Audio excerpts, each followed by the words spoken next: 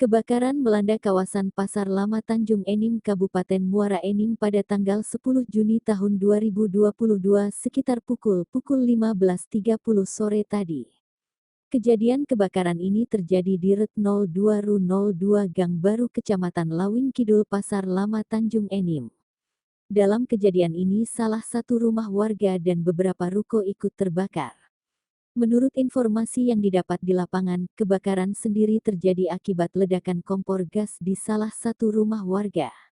Api cepat membesar dan menyambar ruko yang berada dekat rumah yang terbakar, dikarenakan kondisi rumah yang terbuat dari kayu menyebabkan api cepat membesar.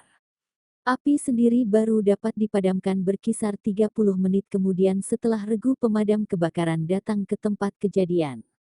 Akibat kebakaran tersebut sekitar 4 kepala keluarga harus kehilangan tempat. Beruntung dalam peristiwa kebakaran itu tidak ada korban jiwa. Kobaran api berhasil dipadamkan setelah mobil pemadam kebakaran PTBA, PAMA, Damkar Pemkab Muara Enim dan BPBD tiba di lokasi kejadian memadamkan korban api.